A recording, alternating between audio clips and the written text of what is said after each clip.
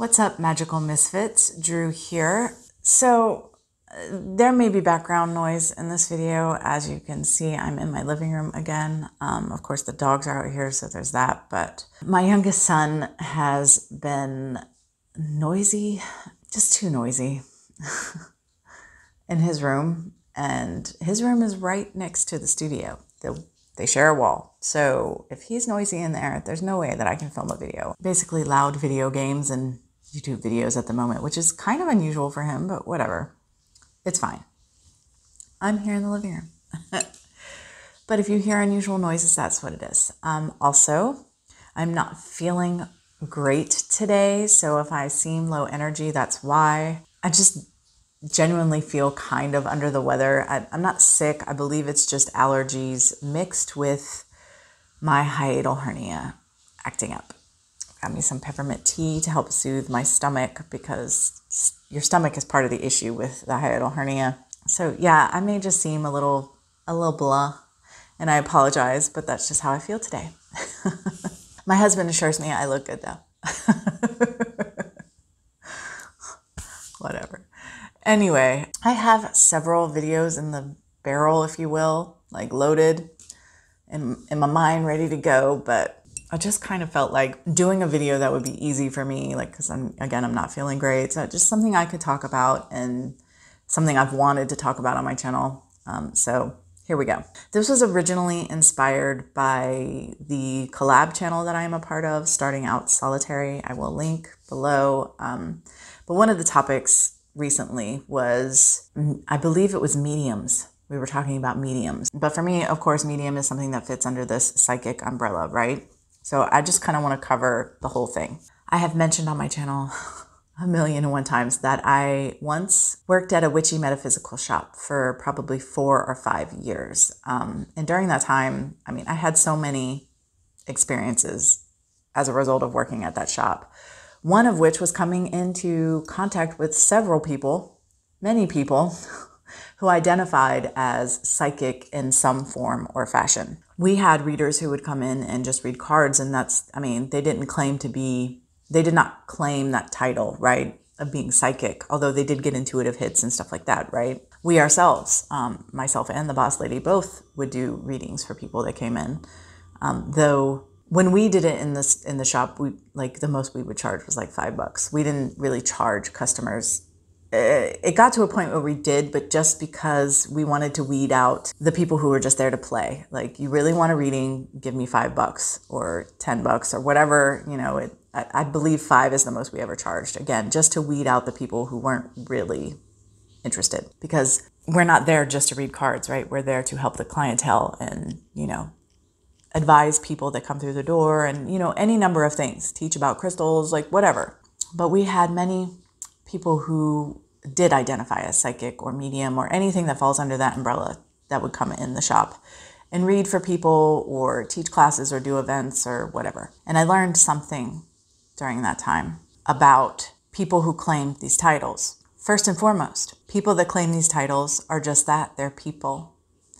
So, they have struggles and they have wounds and they have shadows and they have scars just like the rest of us. And I think that is actually the core of the message that I want to present on this topic. Okay, I absolutely believe in what is referred to as psychic abilities. I don't like that term. It's a very generic term to me. And it's also a term that has a negative connotation because there are a lot of charlatans, let's be real, in this world who just want some money. But I do believe that pretty much everybody has the ability to tap into some sort of psychic ability and gift, the extrasensory. That's the word I like. Extrasensory abilities, things that are beyond our 5 senses. I believe in those. I believe that we all can tap into them. I believe that some people are more adept for one reason or another. I think it's usually either an innate natural gift or there's some trauma that has occurred that has facilitated the gift, or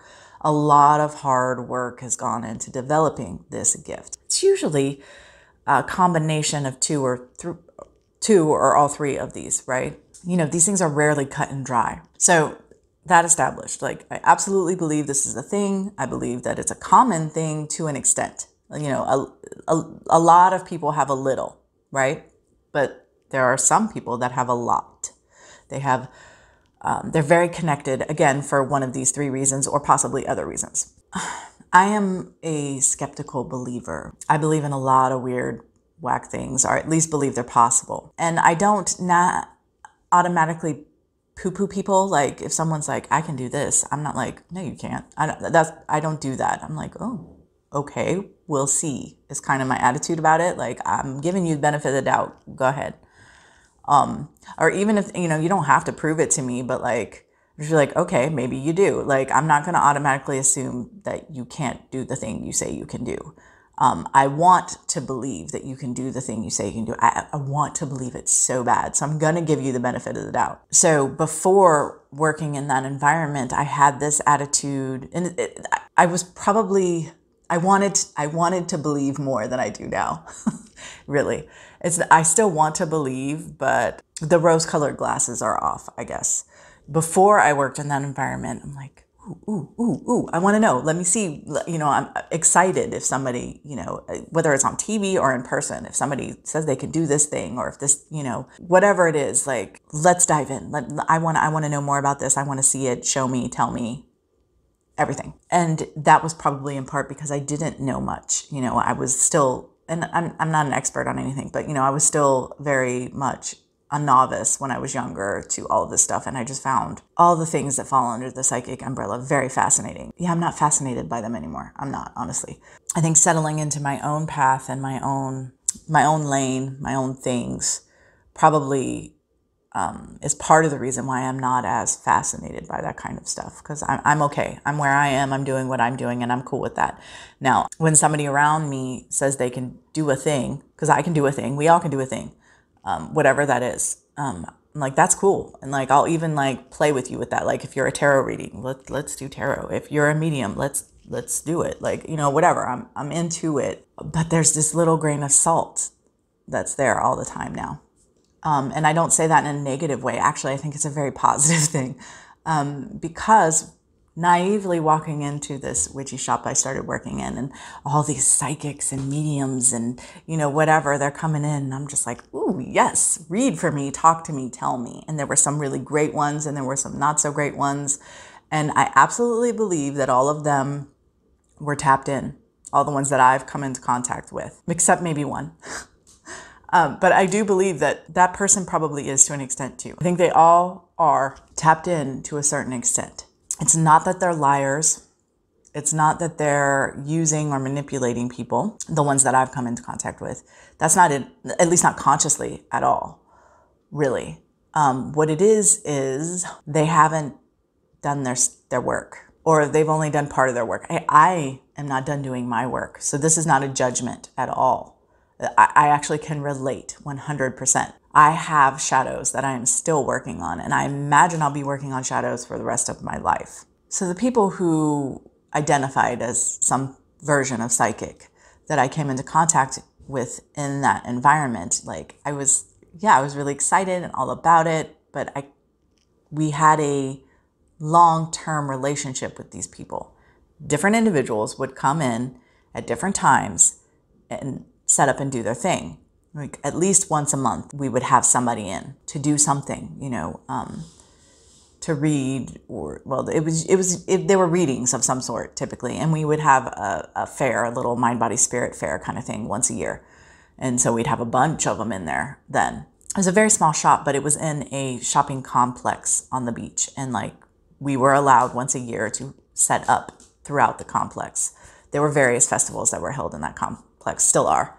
At any rate, having these relationships, you know, interacting with these people over years, you come to get a deeper understanding of the person. You get to know them. Some of them I became friends with, so even a deeper understanding of. And you begin to see the flaws. I began to see the flaws. And I was really disillusioned. Really disillusioned. I'm very grateful for the fact that eventually I came to a place to understand that they're just human beings. And so just like me and everybody else, they have their baggage and their damage and their scars and their shadows. And a lot of the people that I personally came into contact with that identified in this psychic umbrella also identified under the light worker umbrella. and they didn't do shadow work. They weren't about shadow work. And I'm not saying that's true of all light workers. I don't know. I only know the ones I've met. For them, it was the work, it was the meditation and working with crystals. It was the stuff to get in alignment and to stay in open channel and all that stuff. But it wasn't about any of the dirty work to get rid of shadows and what have you. They didn't feel the need to do that. And honestly, I think in many cases, they weren't even consciously aware of the shadows. But again, over time, being close to these people, I became aware that the messages that came across were colored by the individuals. They were not being clear channels at all. And not that no valid information was coming through. I'm not saying that at all. But there were definitely times where the message and the information, I knew 100% was being tainted by their ego, their shadows. And I became very disillusioned. Like I said, fortunately, I've come to this place where I just understand that they're just human beings. So I guess the reason I wanted to talk about this is because I think that is a good reminder for everybody that, readers and what have you, of any kind, tarot readers. I know when I read tarot, it's absolutely colored by me, my ego, my mind, what's going on with me to some extent. It's really, really, really difficult to completely step aside and just be a clear channel for information. So I'm not faulting anyone who falls under this umbrella and identifies as psychic or what have you. I'm not saying that they don't give good information. I have certainly gotten good, accurate information from people. I just think it's a good idea to try to get a little info on the people that you're trying to get information, this kind of information from, readings and such. Do they do shadow work? Do they sit on their couch and eat bonbons all day watching trashy daytime television, or are they doing the work? For me, if you want to be a clear channel for spiritual information, you need to be doing spiritual work, I guess is what I'm saying. And even then, we just have to take it with a grain of salt. For instance, one of these psychics, whenever she would give me psychic information, it fit into an agenda. And she wasn't even conscious that she had the agenda, I don't believe. I worked in a witch shop owned by a witch who was friends with this psychic in particular. There were several. And she didn't like witchcraft, and she didn't like the witchy stuff. And she would her messages were always tailored in that way.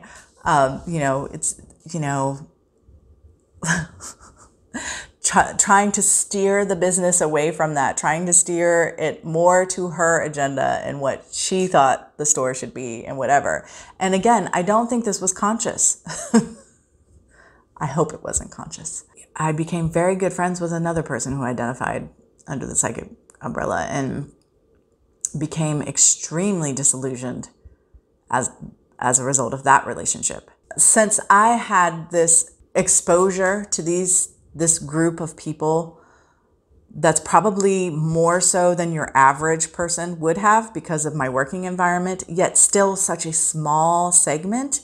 And I could sit here and name at least 4 that I could see ego and shadow and whatnot tainting things over time after being involved, working around them for years, or becoming friends with them in some cases. I think that it's probably more common than not that this is a thing. And like I said, I know for a fact when I do a reading for myself or my husband or a friend, that my immediate interpretation are things that are in my conscious and subconscious. And that's not necessarily a bad thing. I'm not saying that's a bad thing. Maybe you need to get that message from that person at that time because it comes through their filter. I'm not saying it's a bad thing. I'm not putting anyone down. I am simply pointing out that we are all human beings and we all have work to do. And it is extremely difficult to be a clear channel for spiritual information, for spiritual guidance, and not have any of the humanness get in the way. So it's not to say that people who identify as psychic are full of shit and that you shouldn't support them or believe in them. That's not it at all. That is genuinely not the message of this video. It's just to understand that when you're dealing with a person who identifies as psychic, that they are not the grand high muckety muck. They're not. They're just a person. And always run it through your gut. And if it resonates and it makes sense, then keep it. And if not, just toss it aside and let it go. Because even these flawed people that I've talked about, I said 4, but they're 5. I can think of 5 that you could see their humanness coming through over time. Anyway, getting to know their personality and who they were. All of them, all of the 5 I just mentioned, well, 4 of them for sure, gave me accurate, good information, valid information that they should not have known, could not have known, or that led me somewhere I needed to go, or that validated something that I was questioning, or that had happened, or they did. They did. So again, it's valid. We each can give each other insight and get spiritual guidance and messages and whatnot and pass those on to each other. And that's great and that's wonderful. But just remember that that information is almost always going to be coming through a filter of that humanness attached to that person. Their experience, their beliefs, their values, their judgments, their shadows, whatever it is, for good or bad, that there will be parts of that in whatever they give you. Okay. I really don't want this to sound like a video where I'm bashing anyone. I'm genuinely not. And it's just like a buyer beware kind of thing, I guess. It's like, be careful where you spend your money, how you spend your money. Look into the people that you want to read tarot for you, or give you a psychic reading of any kind, or to, if you go and visit a medium or whatever, look into them a bit. Do your homework. Don't just, I mean, it's fine if it's just like a fun thing and it's entertainment and you don't care and you're just throwing away money that you would throw away on a movie or something, that's fine. But I mean, if this is something you're really invested in and really care about and really want something honest and accurate, and it's not just a parlor trick, then do your homework and know that you can get what you need from it. Just don't try to read too much into it. Don't try to take it all. Take what you need. Take what's actually for you, because there will be bits for you. Okay, I don't know how else to say that. I feel like I'm talking in circles because I don't know if I'm articulating what it is that I'm trying to say accurately and in a way that's not offensive, because I'm not trying to be offensive. But yeah, buyer beware. There are definitely people who claim to be psychic who are charlatans, and they are just after money. But I think that most people who identify as such are not that they genuinely believe that they have some connection and are able to give messages and information through this connection, to channel this information somehow. And I believe that the vast majority of those people who believe that can do that. But, we're all flawed. So that's basically my point. I'm going to stop talking now. All right, guys, thank you so much for watching. And until next time, much love and gratitude.